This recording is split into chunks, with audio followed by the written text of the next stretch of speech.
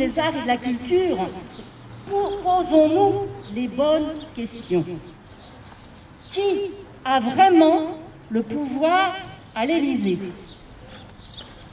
Serait-ce le président du Forum économique mondial? Serait-ce ce dénommé Klaus Schwab?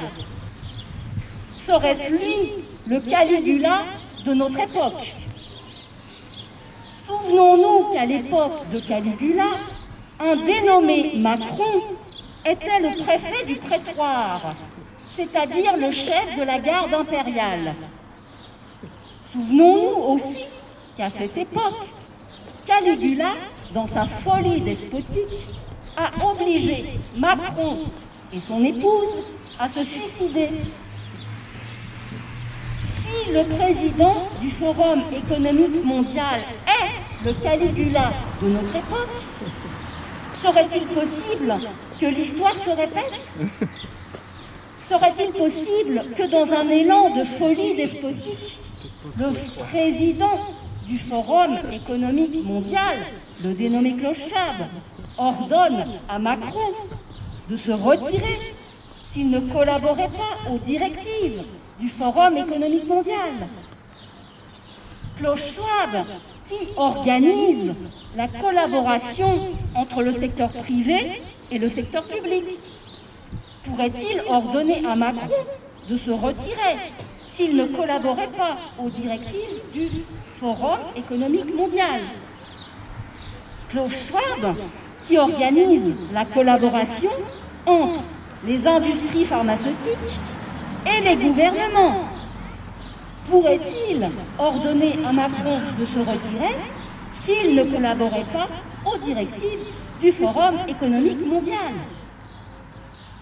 La gestion de la crise sanitaire est une absurdité. Aujourd'hui, revendiquons l'ouverture de tous les lieux culturels, associatifs et festifs, sans délai ni conditions vaccinales.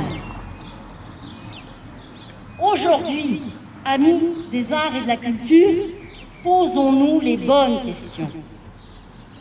Qui sont les conseillers occultes à l'Élysée?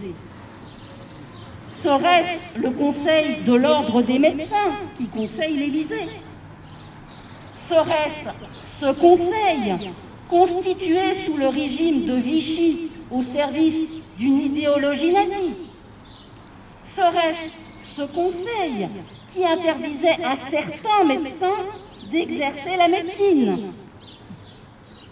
Souvenons-nous qu'en 1981, la suppression du Conseil de l'Ordre des médecins était la 85e des 110 propositions de l'engagement du candidat Mitterrand à la présidence de la République, qui qualifiait lui-même le Conseil de l'Ordre des médecins comme, je cite, « une offense à la démocratie ». Si le Conseil de l'Ordre des médecins est le conseiller occulte de l'Élysée, serait-il possible que l'histoire se répète?